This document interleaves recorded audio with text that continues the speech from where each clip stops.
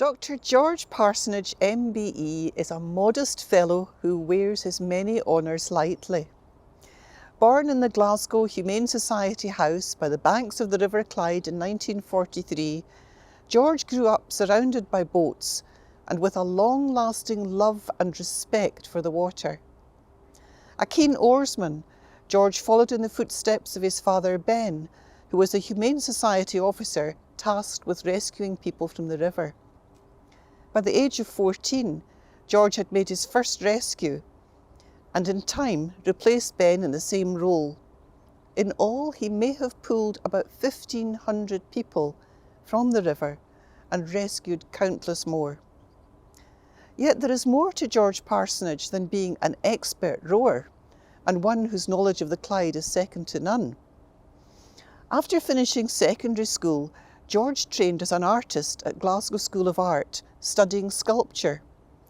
He was awarded the Benno Schatz Drawing Prize and a Keppie Henderson Travelling Scholarship in his final year, enabling him to travel and study in Venice.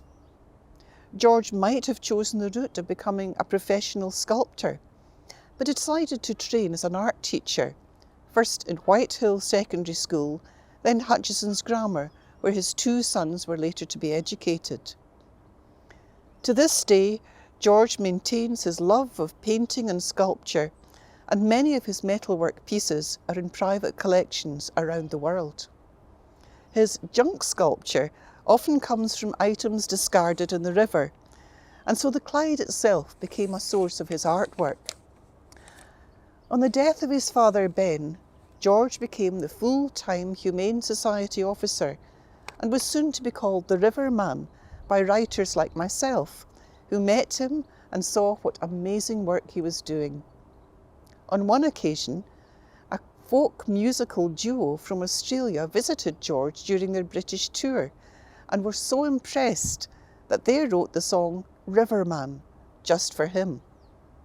My fourth book, entitled The River Man, features George as himself and is dedicated to both the parsonages and all rivermen before them. George inspired this novel, and in turn, its description of George and the Clyde inspired composer Ken Walton to write his choral symphony, Colours of the Clyde.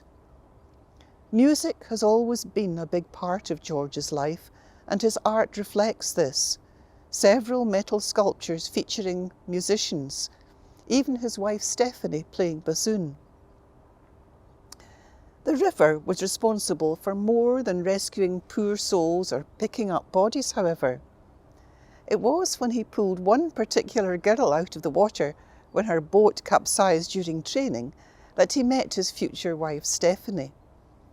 Their shared passion for rowing was evident, and in time their sons followed in this sport, both Ben and Christopher going on to compete at national level.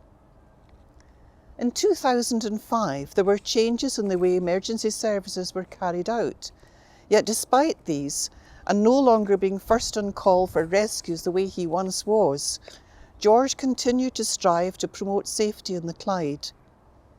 By the age of 76, he relinquished the position of Humane Society officer.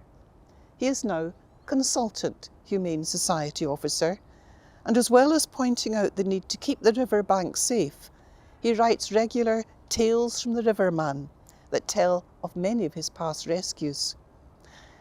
These are more than interesting stories, however. They serve as warnings of what might happen to cause tragic deaths, even in the strangest of circumstances. George has continued throughout his life to maintain Glasgow Humane Society's principal objective of preventing accidents in and around the waterways of Glasgow and the surrounding areas. It is my honour to add to George Parsonage's many awards and present him with the Fletcher of Saltoun Saltire Award 2022. I'm very, very proud to receive this award today. The award, Scotland Alba Saltire Society, the Fletcher of Saltoun Award 2022 for contribution to public life.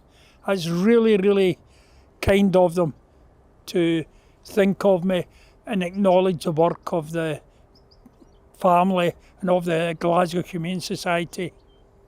And what can I say, the lovely words that the lovely Sandra just said about me, absolutely fabulous. It's a lot to live up to. So thank you very much.